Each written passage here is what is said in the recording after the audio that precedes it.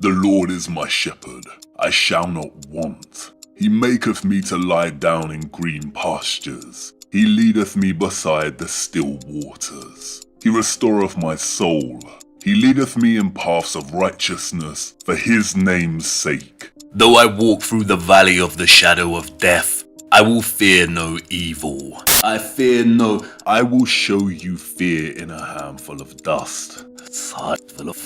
What are the roots that clutch? What branches grow out of this stony rubbish? Son of man, you cannot say or guess, for you know only a heap of broken images, where the sun beats and the dead tree gives no shelter, the cricket no relief, and the dry stone no sound of water.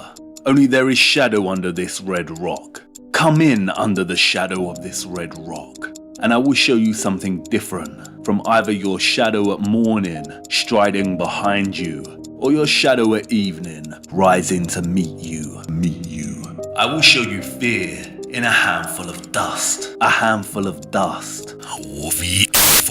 will fear no evil. For thou art with me, thy rod and thy staff they comfort me. Thou preparest a table before me in the presence of mine enemies. Thou anointest my head with oil, my cup runneth over. Surely goodness and mercy shall follow me all the days of my life, and I will dwell in the house of the Lord forever.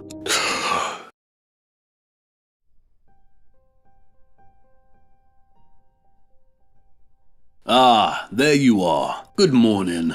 We're still here stranded, but at least now the sun is rising.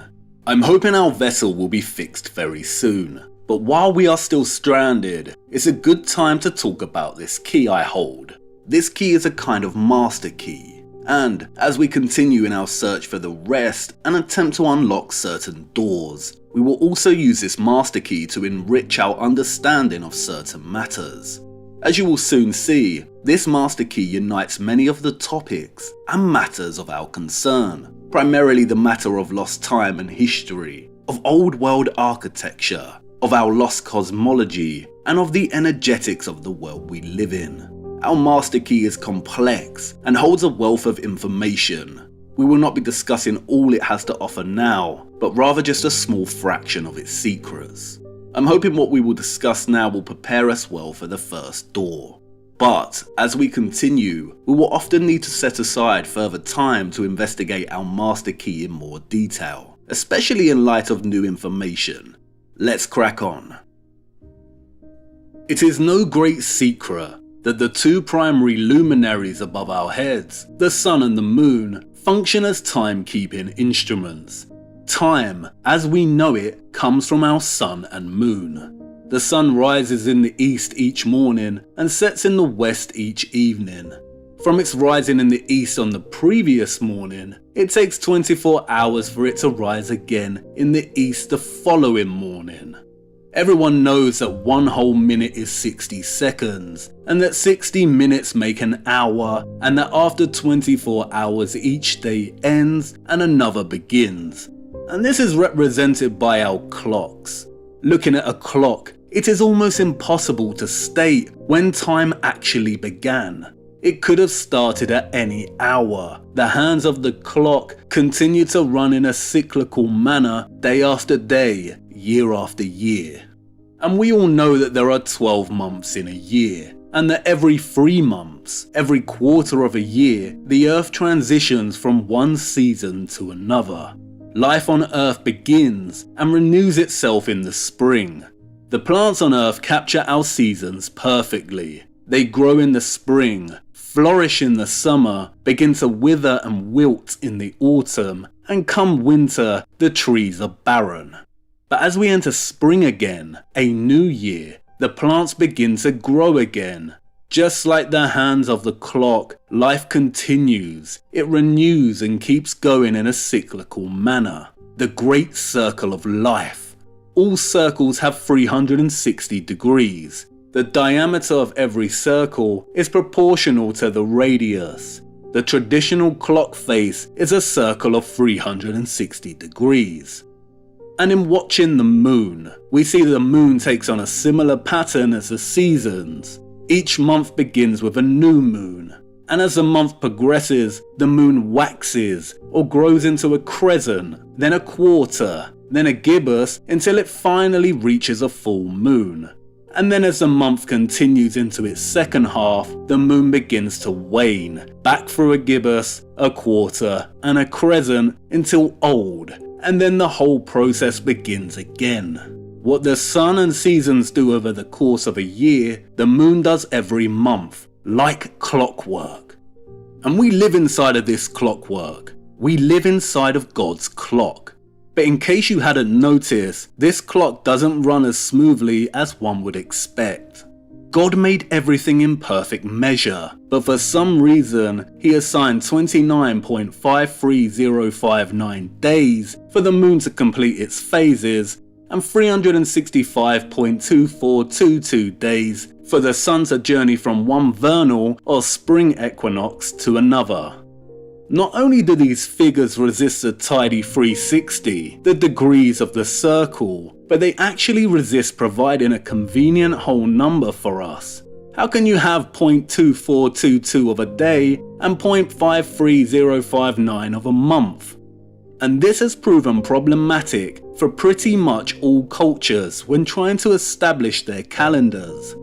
To reconcile a proper calendar in the seasonal cycle, the sun cycle must be manipulated to make that extra 0.2422 into a whole number. Adding a day every 4 years almost gets you there, but this then changes the average length of the calendar year over the course of 4 years to 365.25. If we subtract the solar year with this average calendar year, then we can see that it still overshoots the year by 0.0078 days, or 11 minutes and 14 seconds. 0.0078 days needs to be rounded up to 0.0080 or down to 0.0075. There is always a remainder. To reconcile this issue, those in charge of establishing official calendars employ intercalation. Intercalation in timekeeping is the insertion of a leap day, week, or month into some calendar years to make the calendar follow the seasons or moon phases. In the solar calendars, this is done by adding an extra day to the calendar every 4 years, and we call this a leap year. It's not spot on, but it's close enough.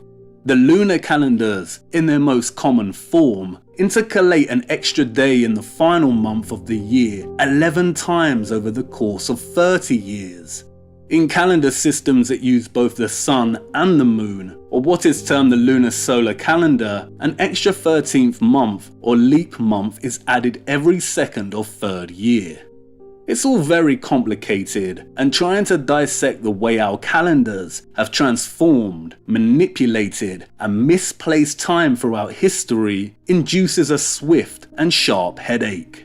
Because of the multitude of different calendars established throughout time by diverse cultures, and because ultimately our very own luminaries resist upholding tidy timekeeping behaviours, tracing time back through the calendar is an almost impossible task. If meaning, in the form of writing, is vulnerable to being lost in translation, then recorded time suffers the same susceptibility of being lost in intercalation. How to tell how much time has actually passed if the sun and moon, who inspired the very act of timekeeping in the first place, do not keep tidy time themselves? And this is what is of concern now. Why do our luminaries, primarily our sun, not behave in the way we would like them to behave in respect to time? At the end of Volume 1, the moon emerged as an unlikely but central character in our story. But it's now time to turn to another central character, that of the sun, whose importance is, in many ways, even greater. The sun is our master key. In 1999, J.L. Heilbron, professor of the history of physics and astronomy at the University of California, published a very interesting book titled The Sun in the Church. Its primary argument or point of exploration is in dissecting the notion that the Roman Catholic Church gave more financial and social support to the study of astronomy for over 6 centuries, from the recovery of ancient learning during the late Middle Ages into the Enlightenment, than any other and probably all other institutions. For prominent flat earthers, this statement would be of no surprise. Many have documented just how involved the church and Jesuits became in funding and shaping the heliocentric lie that has now come to have a firm hold over most of us since the beginning of our lives. To call Hilbrun's book a riveting read would be a lie. It's just as much a headache as some of the topics it covers, primarily that of somersault mathematics that the Jesuit-funded astronomers formulated in trying to justify the so-called science behind the heliocentric model, and the multiple commissions of the Church in trying to align Easter with the vernal or spring equinox. In Hilbrun's book, we are given an insight into the competing world of astronomers who were all trying to please the church and keep their funding going steady. The tensions we see emerge between the astronomers and the church is that between promoting heliocentrism, which directly opposed the church's desire to keep the model of the universe a geocentric one. As you know, the heliocentric model places the sun in the center of the solar system, and all the planets revolve and orbit around it. In the geocentric model, the Earth is at the center of the whole system and stationary, while the sun and planets revolve and orbit around the Earth. And the geocentric model aligns more appropriately with the Bible. The tensions between the astronomers' push for heliocentrism and the church's desire to keep the Earth at the center of it all is a carefully orchestrated historical narrative and, as per usual, not organic or innocent. Just like the politics of today, the left-wing heliocentric model and the right-wing geocentric model are, in essence, just 2 wings of the same bird, and that bird is spherical. While on the surface, the church seemed like it wanted to keep heliocentrism at bay for fear of promoting a model that is in direct opposition to what the Bible specifically states, that the sun and moon move above us and that we are stationary, what they were really doing is orchestrating a head-to-head between 2 schools of thought, geocentrism versus heliocentrism. But in both schools, our realm is an unbelievable, unscientific spherical mass. This wasn't a flat plane going up against a sphere. This was a sphere at the center coming up against a sphere flying around a gigantic sun.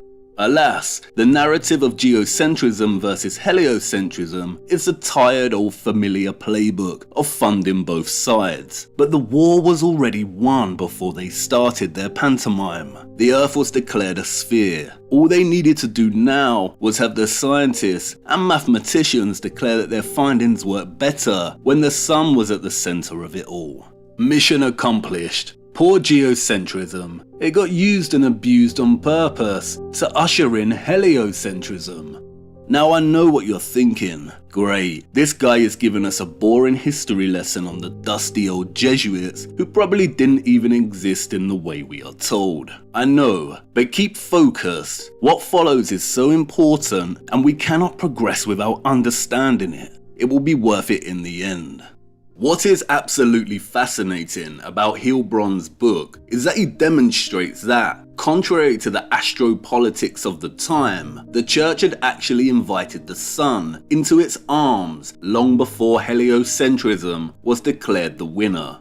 In a manner reminiscent of the Roman Empire's fusion of pagan sun worship with Christian doctrine, the Jesuits permitted and funded a handful of astronomers to set up instruments to monitor the behavior of the sun right inside some of the greatest cathedrals ever constructed. These instruments are called meridianas. They are a type of heliometer, an instrument for measuring the behavior of the sun. A meridiana is a meridian line that runs from south to north in a large dark space or building with a hole in its roof. It is primarily constructed to observe the position of the sun's noon image.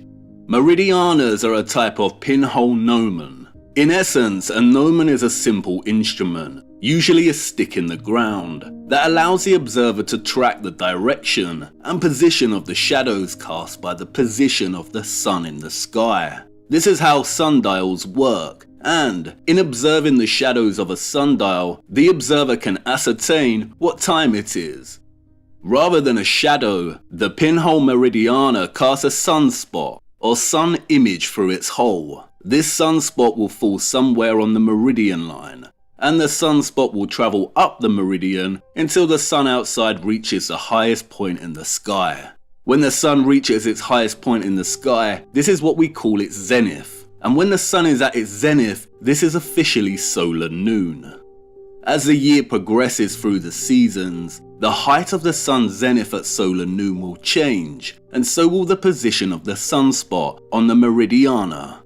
Please note, I am using the term zenith here to describe the sun's highest point in the sky on any given day. I am not using it in the strict astronomical sense of the sun being 90 degrees above our head. We will get to that much later.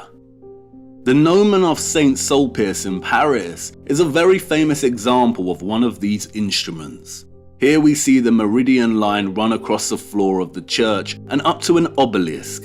They placed the obelisk here because the church was not long enough to contain the length of the path of the sunspots throughout the year. As you can see from the diagram here, in winter the sunspot will directly hit the obelisk. This is because in the northern hemisphere, during winter the sun's zenith, its highest point at solar noon, is lower in the sky. As the year progresses through to spring, the sunspot will have tracked down from the obelisk and fall on the circle near the middle. This is the marker for the spring equinox. During the spring equinox, the sun's zenith is higher at solar noon than during the winter months. And as the summer begins, the sunspot will have journeyed all the way up to the start of the meridian line here. Solar noon during summer is when the sun reaches its highest point in the sky during its annual journey. As autumn begins, the sun's highest point becomes lower in apparent height, and the sunspot makes its way back to the circle here for the autumn equinox. Now that's great. The astronomers of the Middle Ages and all the way up until the 19th century got their kicks out of creating holes in wonderful structures so they could watch the sunspot dance back and forth throughout the year. But this is not what they were really up to. They were monitoring the position of the sunspot annually and tracking the way it deviated between annual equinoxes and solstices. And maybe you're starting to think, hang on a minute, maybe the narrative is all fake and our advanced historical ancestors, the ones who built these huge structures that acted as energy generators, also made them function as huge gnomons to trap the luminaries. It's a fancy thought, but not quite. Establishing a meridiana was no easy feat. It often required astronomers to commission drastic reflooring of these structures in order to achieve a flat level. Giovanni Cassini's method of leveling the ground is an excellent example. As Hilbrun explains, Cassini dug a ditch along the calculated course of the line, placed a wooden canal in the ditch, and filled the canal with water to provide an accurate level. The irony. The leading historical figures of astronomy had to turn to the immutable and uncurvable nature of water to achieve an accurate level so they could track the movement of the sun. Did they know, or were they just blinded by obsessively looking at the sun? The question we need to ask, however, is why were the astronomers between the 1500s and 1800s obsessively tracking the sun's position during the equinoxes and solstices? We must now turn our attention to what the sun above us is actually doing. And it's time to talk about the obliquity of the ecliptic and the precession of the equinoxes again. Now, I broadly introduced these concepts in our examination of the moon. What I now need you to do is forget everything we explored here and in this model that I presented. We will return to it much later, but for now, forget it. To understand a crucial aspect of our master key, I need to discuss these concepts first of all, and ironically, in heliocentric model terms, and then geocentric plane model terms, or what is referred to as the flat Earth model. What I am going to try and explain now is not hard to get your head around, but it is very complex, and I will try my best. As you know, in the heliocentric model, the Earth rotates on its axis, and in addition to doing this, it orbits the Sun. One rotation on its axis is a day, roughly 24 hours, and one full orbit of the Sun is a year, or 365.2422 days. Instead of the Earth's poles being situated upright on the globe, they are displaced at an angle of roughly 23.4 degrees. This is what we call the axial tilt. The Earth rotates on this axis. In the heliocentric model, the Earth's spin and orbit are not the only movements. There are also 3 Milankovitch cycles, named after the Serbian geophysicist and astronomer who theorized them, which describe the changes in the Earth's movement and the impact it has on seasonality and locality of solar energy. Accepted scientific theory posits that the Earth's axis is slowly changing. According to this theory, there are a handful of ways it is changing, and they are happening simultaneously and slowly. We have already spoken about one of these changes, the first Milankovitch cycle, that of the change in orientation of the Earth's rotational axes, or what is called the precession of the equinoxes. Because the Earth is apparently tilted and rotates, scientists have used the analogy of a spinning top to describe this kind of axial movement. Like a spinning top, Earth doesn't just rotate in a fixed-like manner at an angle of 23.4 degrees, but traces out a cone-like trajectory very slowly over time. Because of this cone-like trajectory, the designation of our pole star directly above our North Pole, which is currently Polaris, will slowly change. Due to this precession, our pole star 5,000 years ago was Tuban, in the constellation of Draco. In 13,000 years from now, our pole star will no longer be Polaris, but will point directly at Vega in the Lyra constellations. Another way this precession is observable is in the rest of the stars above us. If our rotational axis changes to point at a different pole star, then all the positions of the stars and constellations we witness above will have also changed. And, as we discussed, one of the main demonstrations of the stars drifting from their fixed positions is the precession of the equinoxes. This drift happens very slowly, at a rate of 1 degree every 72 years, an entire constellation every 2,160 years. We can observe this by tracking the Sun's position on the equinox relative to the fixed stars beyond. The second Milankovitch cycle is much easier to grasp. It pertains to the shape of the Earth's orbital path around the Sun, or what is officially referred to as the eccentricity of the Earth's orbital cycle. The theory posits that the orbital shape of the Earth's path around the Sun fluctuates from circular to elliptical over a period of 100,000 years. As the theory states, these oscillations from circular to elliptical have a dramatic impact on glaciation, as they alter the distance of the Earth from the Sun, which therefore alters the amount of solar radiation that the Earth is exposed to. The eccentricity is affected by the gravitational attraction of the other planets, we are told, and is currently near its least elliptical, or most circular, and continues to decrease. The final Milankovitch cycle pertains to the shifting axial tilt of the Earth, or the shifting obliquity of its axes.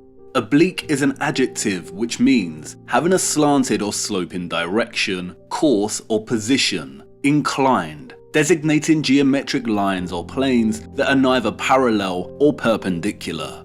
And in the heliocentric model, Earth's axis is indeed slanted. But in this model, we do not just live on a tilted and bloated spherical spinning top that is at once rotating and tracing out a cone-like trajectory, but its tilt also fluctuates.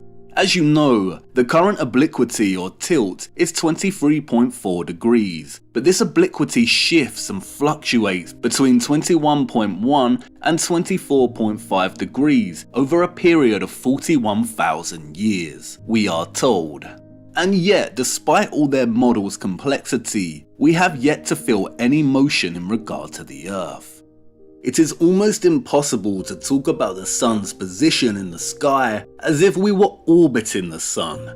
Try it yourselves, sit in your gardens and parks and speak about the position of the sun as if we were moving. It's morning and sunrise, which means we have spun half our cycle since yesterday evening. It feels weird to speak this way because it is unnatural. And this is because we do not feel any motion in regard to the Earth. What we actually perceive with our own eyes is the sun changing its path in the sky throughout the year. So let's try and conceptualize what this obliquity of the ecliptic looks like here on Earth. And to do this, let's head over to the equator for the equinox. The sun hasn't risen yet, so let's expand our viewpoint in anticipation. What we see here when looking out at this expanded viewpoint is what is termed the celestial sphere. It is an abstract concept and, in the spherical Earth model, surrounds a spinning ball. Now, we can divide this celestial screen in half, and this is what is known as a celestial equator. And just like the geographic equator divides the north and south of our so-called planets in half equally, the celestial equator divides the sky. We are on the geographical equator at 0 degrees latitude, so it divides our sky screen here equally. Ah, here comes the sun. Watch closely.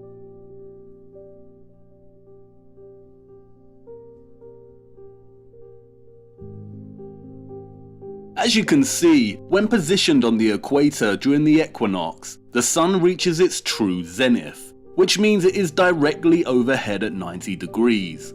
As you can also see, the sun travels the celestial equator here perfectly. It is currently 1 PM. It will continue to traverse the celestial equator until it sets. Now, let's rewind the sun to 1 PM and see what happens as we progress through the months of the year, keeping our time fixed at 1 PM. As you can see, the sun at 1 PM changes position. It weaves between the celestial equator like a serpent. As you can see, the celestial equator remains fixed here, but there is another line carrying the sun. This line is called the ecliptic. And as you can also see, the ecliptic has both northerly and southerly limitations. The sun does not track past this line to the north and this line to the south in its annual journey. These lines mark the tropic lines of latitude, Cancer and Capricorn, which form at 23.4 degrees north and south of the equator. If the ecliptic is the annual path of the sun, then the obliquity is the northern and southern limitations of this path. There is no 23.4 degrees tilt of the Earth, but the sun deviates 23.4 degrees either side of the celestial equator during its annual journey. I understand this is quite hard to visualize, so let's spend some more time on it. To conceptualize this, we will use 4 different points in the year, the equinoxes and the solstices. Here is the path of the sun throughout the day at the equator during the spring equinox. And now the summer solstice. And the autumn equinox. And finally the winter solstice. As you can see, there are 2 forms of motion here in regard to the sun. The first is a daily motion across the sky, and the second is the yearly drifting of this daily motion to the tropic lines of latitude and back. The annual drifting of the sun to the tropic lines is the obliquity of its path. Let's now relocate to 50 degrees latitude in the northern hemisphere and see what this looks like from this location. This is the spring equinox. And now the summer solstice.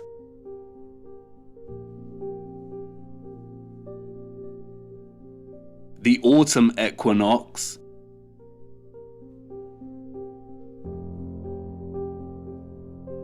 and finally, again, the winter solstice. While it appears that the sun's height is changing throughout the year, it is ultimately an optical illusion. For instance, during the solstices at 50 degrees latitude north, it appears that the sun is higher in summer and lower in winter. But if we change our perspective to face southwest and combine the two images, you can see the sun is not increasing and decreasing in height during its annual journey, but its location relative to the celestial equator changes. Therefore, it looks higher in the summer in the northern hemisphere as it is journeying the Tropic of Cancer, and therefore closer to those living in this location. And it looks lower in the winter as it journeys the Tropic of Capricorn as it is further away. There is a very profound paradox surrounding this, and we will explore it much later in our journey. But play around with vanishing point vectors and it may become apparent. In all its simplicity, the obliquity of the ecliptic is nothing more than the geographic limitations of the sun's annual pathway. And these limitations are located at 23.4 degrees north and south of the equator. And as you saw in this demonstration, the sun's annual journey across its ecliptic pathway forms like a serpent sine wave or energized helix. You can also see that at some point the ecliptic line traverses the celestial equator. This occurs twice a year, and this is what we call the equinoxes. It is the meeting of two lines. And you can see here on the equinox, when the sun is at solar noon, that the cross these lines form visually represents the obliquity of the sun's path. There is a 23.4 degree difference between both the ecliptic pathway of the sun and the celestial equator. This is the obliquity of the ecliptic, or what the scientists have termed E. And it's because of the obliquity, because the sun drifts between the northern and southern tropics annually, that we have changing seasons. The heliocentric model posits that the obliquity of the sun's apparent pathway in the sky above us is due to the Earth's axial tilt. In this model, the seasons occur because of the tilt of the Earth. For instance, as the Earth journeys away from the spring equinox, the northern hemisphere tips more towards the sun due to the axial tilt. This means it is summer in the northern hemisphere. As the Earth rotates, the angle of its tilt changes, and therefore the seasons begin to change because of the variations in solar light and radiation hitting the northern and southern hemispheres. In the flat Earth model, it is the sun that is moving above us. This model attempts to capture the sun's path and its obliquity through the concept of a spiral coil. From the equator, the sun spirals inward until it reaches the Tropic of Cancer north at 23.4 degrees latitude. It then spirals outward back to the equator for the equinox, and then keeps going until reaching the Tropic of Capricorn south at 23.4 degrees latitude. And although this model's conception of the sun's annual pathway is not entirely accurate, it is accurate in its argument that it is the sun above us that is moving and that its annual pathway deviates from the equator. To summarize then, the annual path of the sun does not continually traverse the celestial equator, but deviates north and south on its ecliptic line, reaching a maximum of 23.4 degrees latitude. And the angle, or degrees, between the ecliptic pathway and the celestial equator is what is termed as the obliquity of the ecliptic, or E. And in addition to the seasons, one of the key ways this obliquity and the second Milankovitch cycle of eccentricity affects our lives here on Earth is in the difference between the hands of the man-made clock and the actual behaviour of the sun clock above us. Hilbrand's research demonstrates that both the Church and the astronomers from the 16th century onwards were obsessed with monitoring the annual path of the sun and tracking any deviations that occurred each year. and they found that meridianas were a good way to do this. But the meridiana and the vast amount of sundials and other heliometers that were appearing in excess throughout European cities and towns up until the 19th century also provided a service to the locals. They were able to congregate around a sundial around local noon to reset their clocks. The locals could watch a shadow of the sundial approach noon and wind their clocks to make sure they were running on accurate time. But there was a problem, for you see, before the establishment of time zones and standardized time, noon happened at different times within the same country and even within the same city.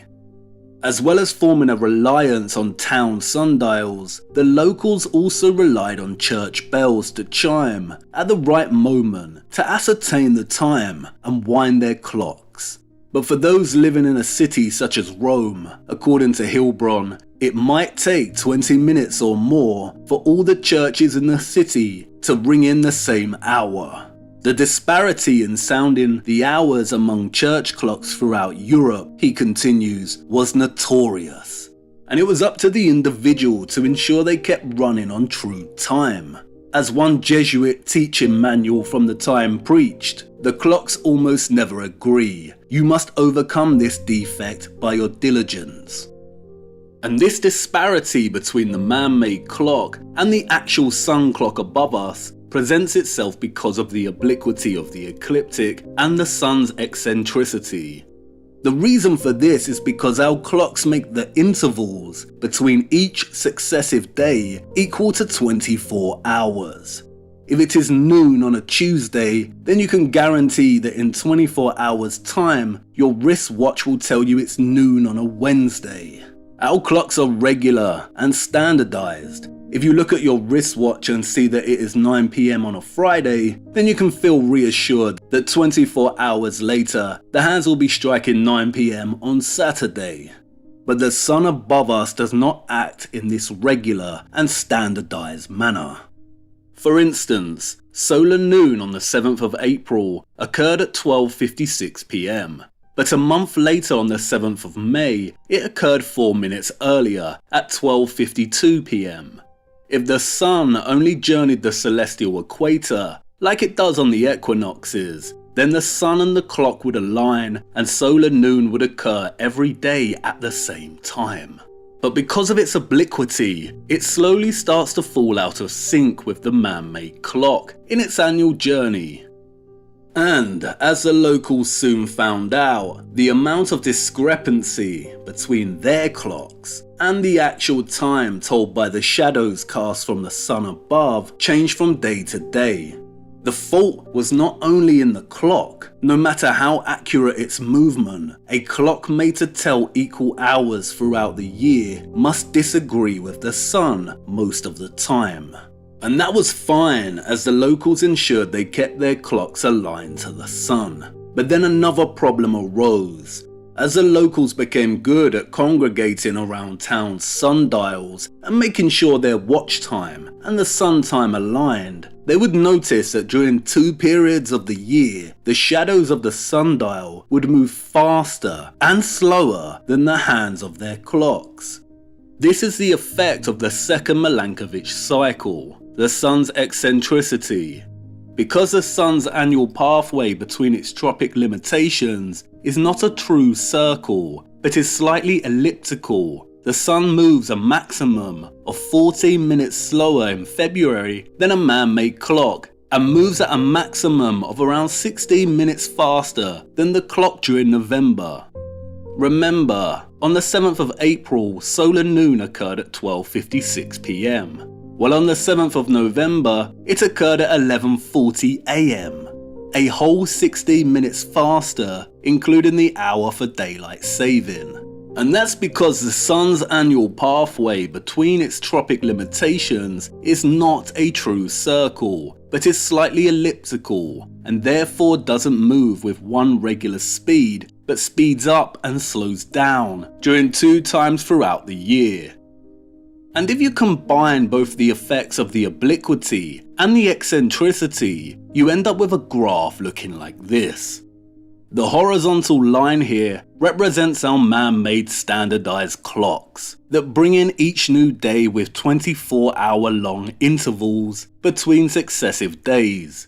But the positive and negative crests of the sine wave here represents the way the sun clock above us deviates from the man-made clock throughout the year. The positive is when the sun is faster than the clock, and the negative is when it is slower than the clock. And the difference between the sun's irregular behaviour and the clock's regular tidy ticking is what is called the equation of time.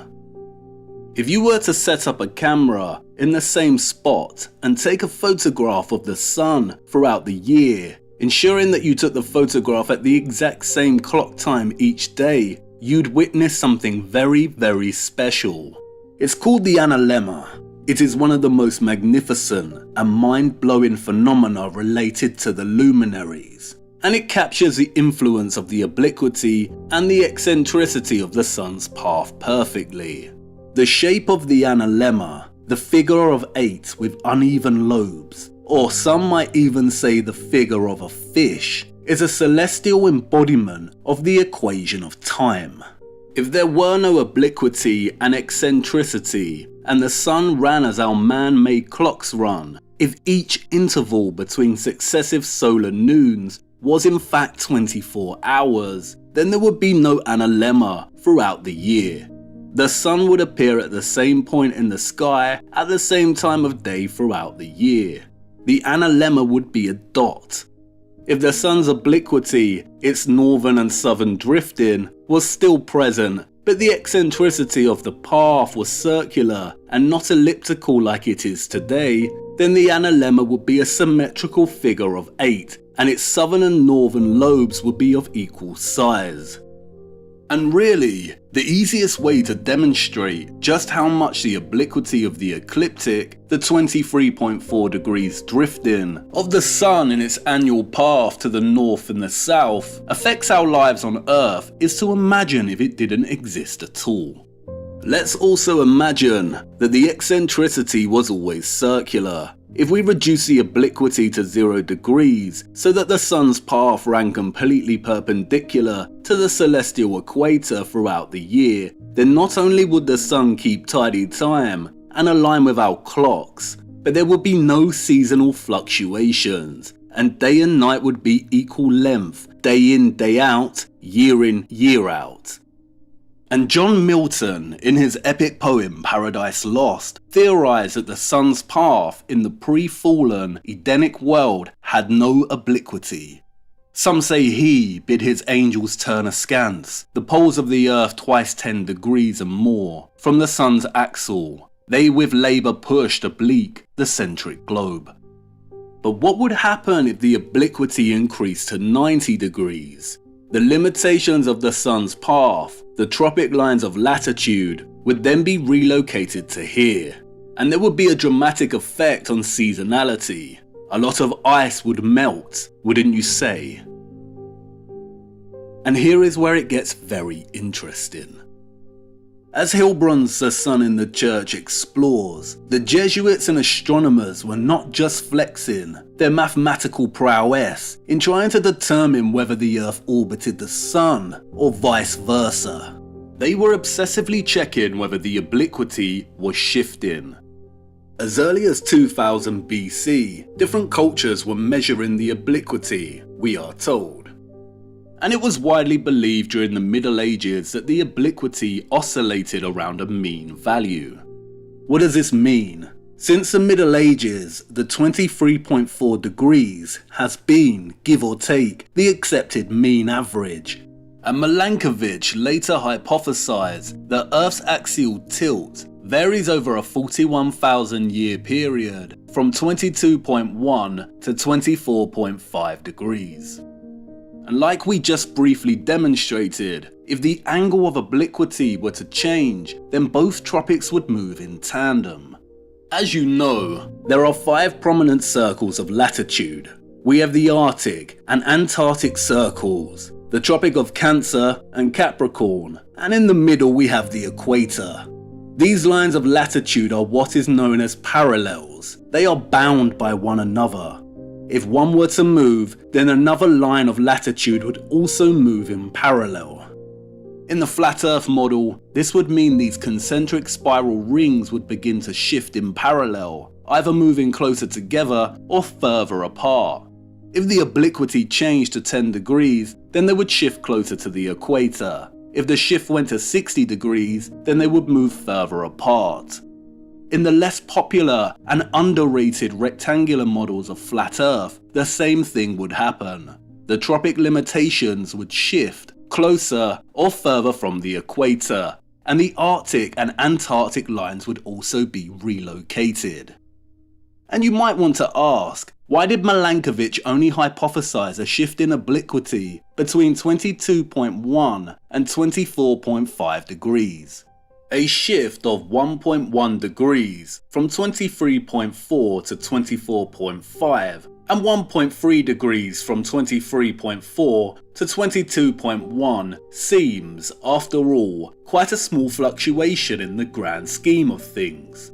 Why wouldn't the obliquity ever go back to 0 degrees or all the way to 90 degrees in their model? Before we theorize, let's quickly examine what Wikipedia tells us about this shift. As they state, the Tropic of Cancer is currently shifting southward at a rate of almost half an arcsecond of latitude, or 15 meters per year.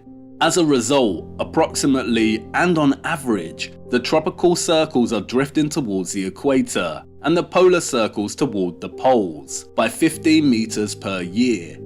If the tropics are currently shifting at almost half an arcsecond of latitude each year, how long would this take to see some significant change in their location? Just like how clocks divide the hour into minutes and the minutes into seconds, 1 degree of latitude can be broken down into arc minutes and arc seconds. 60 arc seconds make an arc minute, and 60 arc minutes make 1 degree. Just as there are 3,600 seconds in an hour, there are also 3,600 arc seconds in a degree. If the current rate of shift in obliquity is 1 arc second every 2 years, then we can times 2 by 3,600 and we get a rough, rounded up estimation that it would take 7,200 years for the obliquity to move 1 whole degree. Wow, that is a very long time. It is 100 times slower than the precession of the equinoxes, in which the fixed stars drift from their fixed positions by 1 degree every 72 years. This rate of half an arcsecond is also consistent with Hilbrand's analysis of the data collected by astronomers between 1700 to 1800. And if Milankovitch is correct, then after 7,200 years, the obliquity will have changed from 23.4 degrees to 22.4 degrees, and will continue to decrease for a few more centuries before turning and beginning to shift back the other way. And now I know what you want to say. They are liars. How do we know the obliquity fluctuates between 22.1 and 24.5 degrees? It could keep decreasing beyond 22.1 degrees. And they've also lied about our history, so how can we trust the alleged data records regarding this shift? The obliquity could have been doing anything in the past. And I agree, they are tremendous liars. The problem with the luminaries, the sky clock above us, is that the drifts and shifts happen very slowly. And we only live an average lifespan of 70 or so years. The motions above us could speed up, slow down, change course, stop altogether. And we wouldn't know about it, especially if the historical data is fraudulent. As Hilbrand states in his introduction, and in his 66th citation, among the old meanings of mathematizer, to mathematize, was to cast a spell. There will be time to let our imaginations run away with themselves, but before that, let me introduce you to the work of George Dodwell. In 1934, Australian astronomer George Dodwell turned his attention to the obliquity of the ecliptic. His investigative research spanned many years and was not published in his lifetime. In his study of various ancient astronomical and solar observatories and the data the ancients collected on the shift in obliquity, Dodwell discovered that the historical data, which dated beyond 2000 BC, deviated from the contemporary average rate of half an arc second every year, quite significantly. Dodwell collected all historical measurements of the shift in obliquity, scrutinized them, and then presented them in this graph, titled the Curve of Obliquity. The first thing that is fascinating about Dodwell's graph and findings is that he demonstrates that the obliquity was 25.1 degrees in 2000 BC, which is already beyond Milankovich's threshold of 24.5 degrees. Dodwell also demonstrated that as the obliquity declined over the centuries towards the current 23.4 degrees, it formed a very recognizable pattern. This pattern here, Dodwell argues, is evidence of a curve of recovery. What does this mean? Well, as the obliquity went from 25.1 degrees from 2000 BC to the current 23.4 degrees, it underwent a pattern of oscillation. This is represented here by this sine wave. As the centuries unfolded, the obliquity would decrease slightly and then increase back. It would oscillate. But, and this is crucial, if you look closely, you can see that each successive wave here decreases in size as the centuries continue. These maximum and minimum fluctuations repeat 3 times, but each time they decrease. This pattern, Dodwell states, is what is known as a curve of recovery.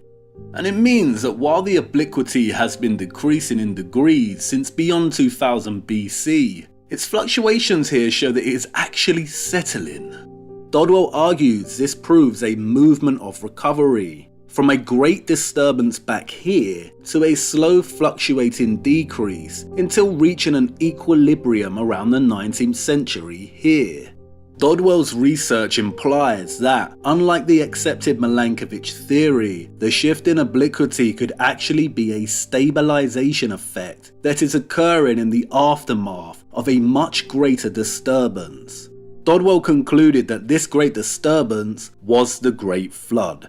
And that's very interesting. We have John Milton on one hand, saying that after the fall of man, God asked his angels to turn the sun's axis oblique, and we have Dodwell on the other, demonstrating that the obliquity shifts are actually an attempt to recover in the aftermath of the Great Flood. Could this be why our sun appears out of sync with time? Because a great historical event changed its course? And if Dodwell is correct, then that would mean that this event took place sometime before 2000 BC, or over 4,000 years ago. But what if our timeline is incorrect? What if they have added 1,000 years here or there? This graph would certainly compress if so. We will not be solving the problem of shift in obliquity. We are, after all, mere mortals with short lifespans. But these so-called ancient solar observatories do warrant some further investigation. Are they genuine, or just repurposed sites like the cathedral heliometers? I want to show you something now that's quite remarkable. Look.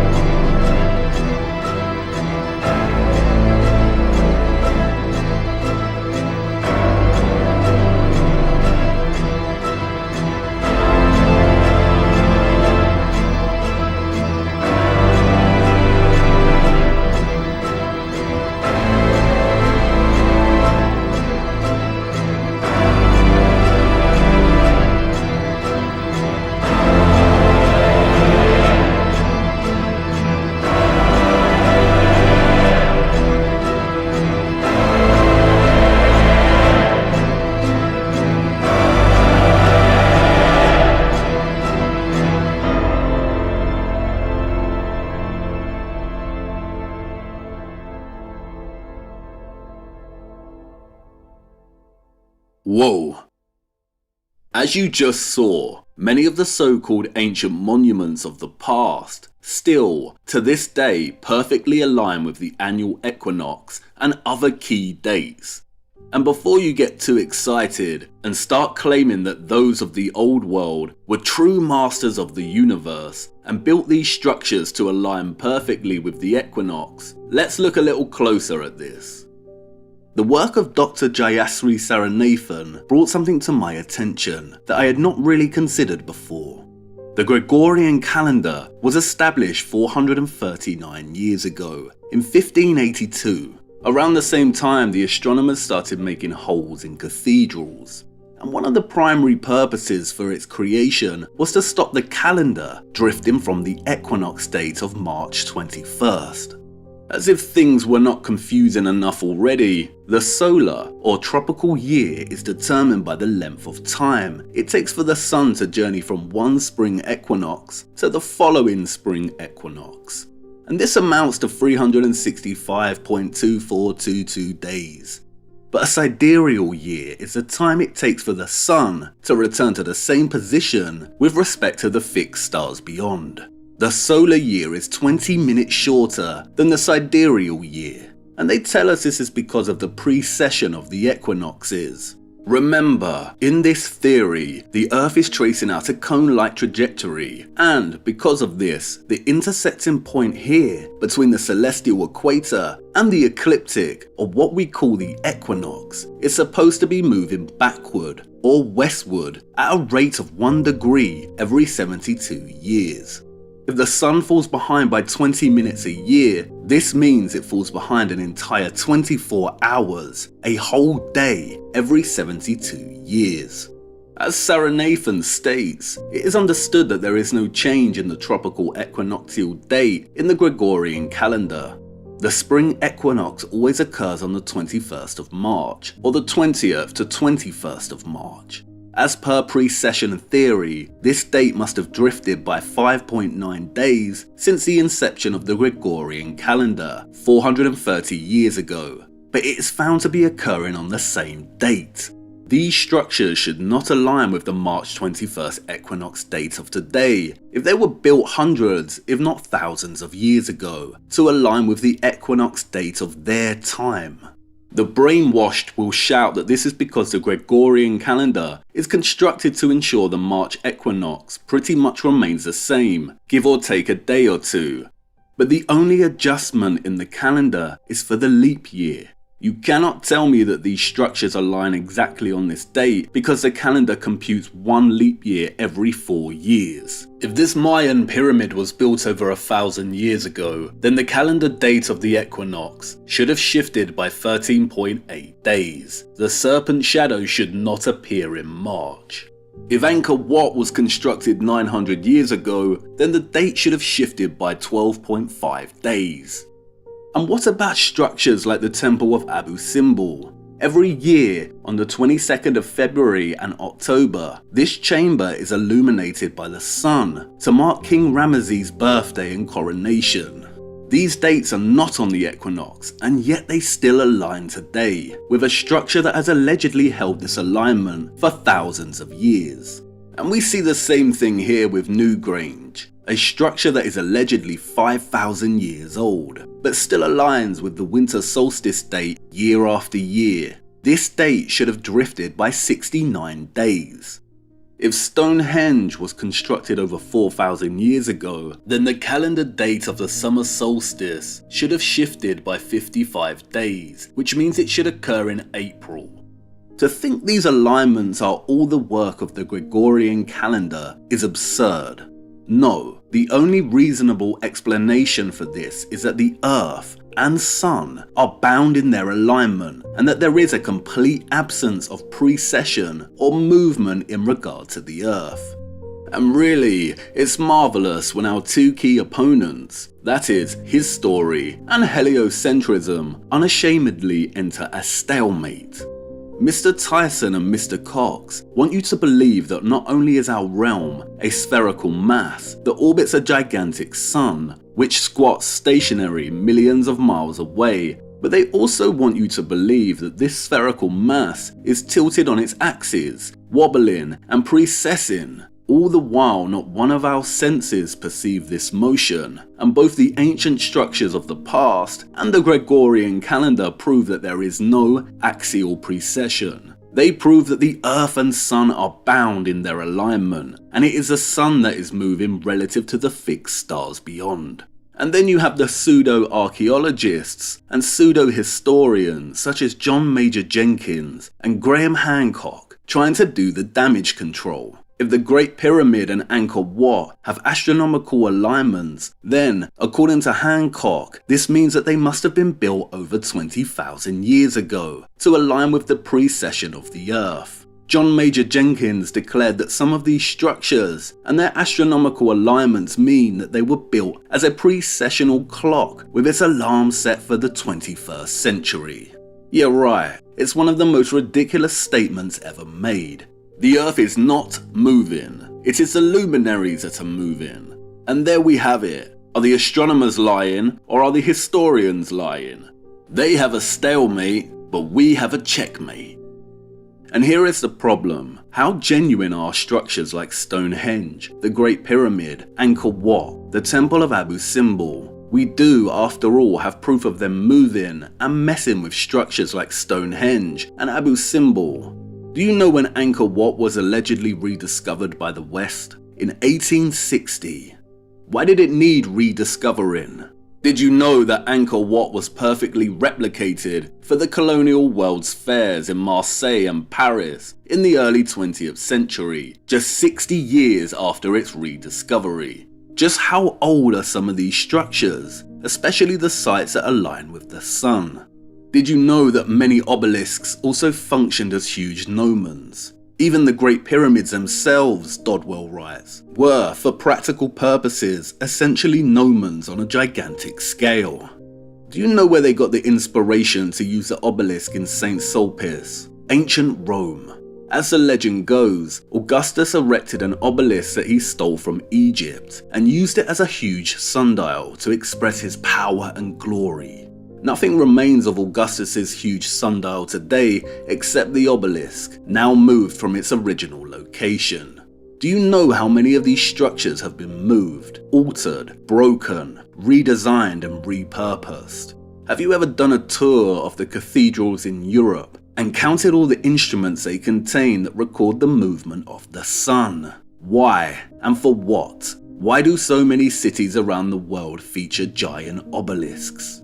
And I know what you're going to say. It's because those of the old world were the true masters of the universe and built all of their structures in accordance with the luminaries. Again, it's a fancy thought, but no. Many of us have fallen into the trap of underestimating repurposement. Let's briefly recap and see what we have so far. 1. Our sun does not keep tidy time like our clocks, and this is primarily due to the obliquity of its annual path. 2. There was a huge, organised and commissioned effort funded by the Jesuits in the Middle Ages and up until the 19th century to track the movement of the sun and its change in obliquity. And this resulted in the repurposement of many structures. The Gregorian calendar was also established during this time period. 3. No aspect of the heliocentric and Milankovitch theoretical models can appropriately explain why the sun has an obliquity of 23.4 degrees.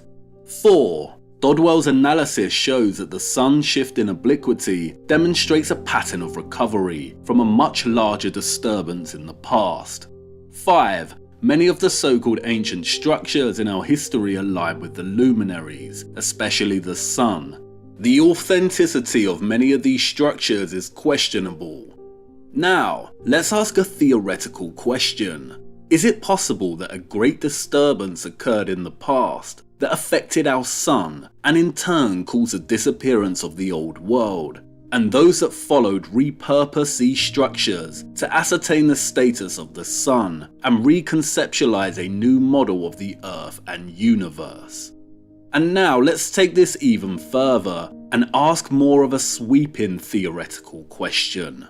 What if, like with all world nations, tensions emerged in the old world and there was a war, and that war culminated in a great disturbance that altered the behaviour of the sun, and as a consequence caused a lot of people to vanish? Did a certain faction of people conquer the old world and subsequently come to worship the sun because of this?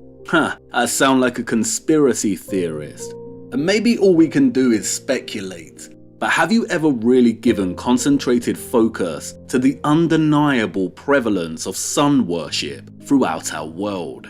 And that number, 666, if we subtract 23.4 degrees from 90 degrees, we get 66.6 degrees. Could the origin of that number come from the sun? Did the sun's annual path and its limitations historically extend to 90 degrees? Surely not. The seasons would be very dramatic. But what if the realm is bigger than we know? What are poles anyway? And who worships the sun? What is light? Did all cultures that came before worship the light, or did something else happen? What does it mean to go from dark to light? Why did Joshua ask God to make the sun stand still? And who writes history? Who rewrites, repurposes, appropriates, and destroys history? Those that triumph. Do not underestimate repurposement. And here is one final question, and this question is going to become one of our investigative tools from now on. Our entire lives have been shaped by a false, heliocentric cosmology, and our methods of keeping time are fundamentally heliocentric. But what if our entire historical narrative has been rewritten and reshaped as a heliocentric one? And what lies beneath it? Who actually built these clocks? The same people who built the cathedrals, or the same people who repurposed them in honor of the sun? Start looking closer in your day-to-day. Look a lot closer. We have only just begun to examine our master key, but as you can see, it gets the mind ticking. And it's also given us a time frame to work with. The cathedral heliometers and the Gregorian calendar were established in the 16th century. This period has been termed the Renaissance. Do you know what that word means? It means rebirth, to reappear, to rise again, to be born again. Who or what rose again? I think it's time we left this dreaded place and journeyed on in search of the next key. I know the man who holds it and exactly where to find him. He's been waiting for us, but I fear we are too late. We will have to attempt to go to Siberia later. We have missed our window of opportunity. We have to open this door now because we cannot continue unless we start to grasp the overwhelming complexity of how much they have changed throughout the last 400 to 500 years. Many have sadly underestimated just how enormously our history and the monuments and structures of the past have been repurposed. Come on, wait, what? You have a question. These ancient structures still align with the equinox date of March 21st, and this proves that the Earth and Sun are bound in their alignment, right? Yes, that's correct. Then how can the magnetic pole be moving and taking the Sun with it like you said in this model? That's the spirit. An excellent question in light of new information, and the first instance of a trend that will definitely continue as we progress.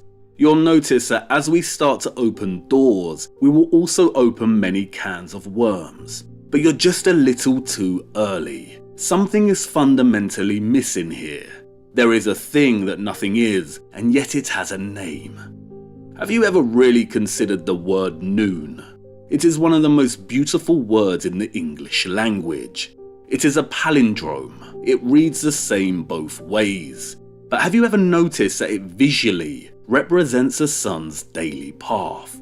The two ends look like doors, the east and the west in which the sun arrives and departs, and the O's, the sun's form as it journeys its path. When we set out so long ago to ask what on earth happened, The brilliant light of awakening was like a sunrise heading towards its zenith. Perhaps our journey has even felt like a kind of enlightenment. But Icarus flew too close to the sun and was cast back down. And it's about that time. That's where we are heading. We have culminated, and a steady descent into the dark is coming. It'll be clear what I mean by this as we continue. And please forgive me, I had to introduce a story this way to open your eyes, and I couldn't have done it any other way. Up until now, I have presented the general consensus on both our hidden history and hidden cosmology, but you're awake now, and as we continue in our quest for the keys, a lot of what we've covered will need to be looked at very critically. And it's better this way. It's better to debunk myself than stomp on others. And although it's not time, you're right. Our master key paves the way for us to critically look at the path of the sun above us. The sun is not moving in this circular manner as the flat earth model depicts. All cosmologies, whether spherical, concave, flat azimuthal, or flat Mercator, fail. And the dynamic between the model, the map, and the sun is the problem. We will be looking closer at all cosmologies much later. And don't worry, our two central characters will meet at some point. For what would our journey be without the appearance of the corona? And we need to make a deal right now. If you are to continue on this journey, and we start uncovering things that do not hold up to critical investigation or no longer work, then we must let them go, no matter how much we have grown attached to them.